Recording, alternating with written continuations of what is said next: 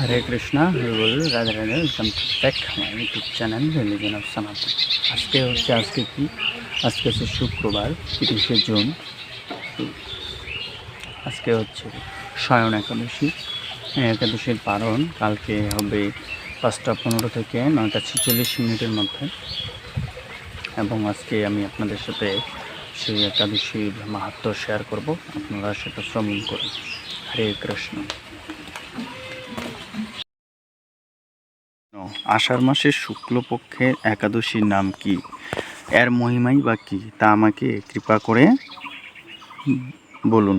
শ্রীকৃষ্ণ বললেন, ব্রহ্মা এই একাদশী সম্পর্কে দেবর্ষি নারদকে যা বলেছেন আমি সেই আশ্চর্যজনক কথা আপনাকে বলছি। শ্রী ব্রহ্মা বললেন, হে নারদ, এই সংসারে একাদশীর মতো পবিত্র আর কোনো ব্রত নেই। সকল পাপ বিনাশের জন্য এই বিষ্ণুব্রত পালন করা একান্ত আবশ্যক।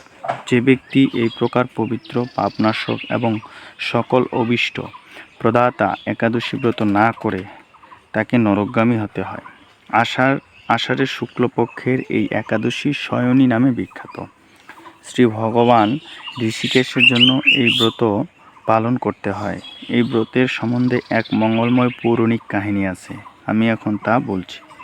বহু বছর পূর্বে সূর্যবংশের মান্ধাতা নামে একজন রাজর্ষি ছিলেন। তিনি ছিলেন সত্যপ্রতিজ্ঞ এবং প্রতাপশালী চক্রবর্তী রাজা।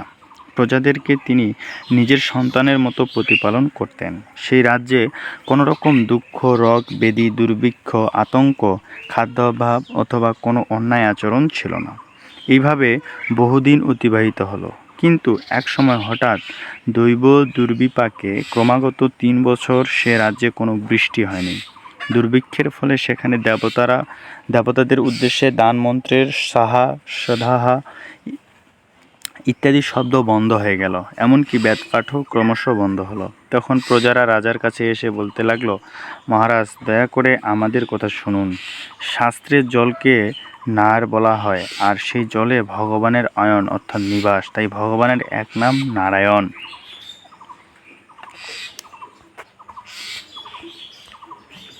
মেঘরূপে ভগবান বিষ্ণু সর্বত্র বায়ু বর্ষণ করে। সেই বৃষ্টি থেকে অন্ন এবং অন্ন খেয়ে প্রজাগণ জীবন ধারণ করে। এখন সেই অন্নের অভাবে প্রজারা ক্ষয়প্রাপ্ত হচ্ছে। অতএব হে মহারাজ, আপনি এমন কোনো উপায় অবলম্বন করুন যাতে আপনার রাজ্যে শান্তি এবং কল্যাণ সাধন হয়। রাজা মান্ধাতা বললেন, তোমরা ঠিকই বলছ। অন্ন থেকে প্রজার উদ্ভব, অন্ন থেকেই প্রজার পালন, তাই অন্নের অভাবে প্রজারা বিনষ্ট হয়।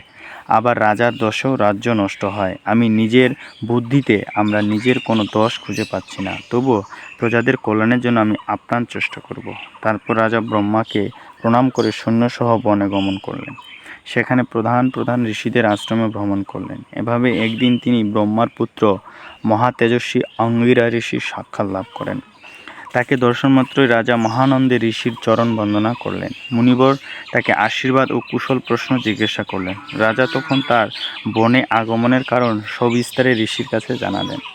ঋষি অঙ্গিরা কিছু সময় ধ্যানস্থ থাকার পর বলতে লাগলেন, হে রাজন, এটি সত্যযুগ। এই যুগে সকল লোক বেদপরায়ণ ও ব্রাহ্মণ ছাড়া অন্য কেউ তপস্যা করে না। এই নিয়ম থাকা সত্ত্বেও এক শূদ্র এই রাজ্যে তপস্যা করছে। তার এই অকার্যের জন্যই রাজ্যের এই দুর্দশা, তাই তাকে হত্যা করলেই সকল দোষ দূর হবে। রাজা বললেন, এ মুনিবর, তপস্যাকারী নিরপরাধ ব্যক্তিকে আমি কিভাবে বধ করব?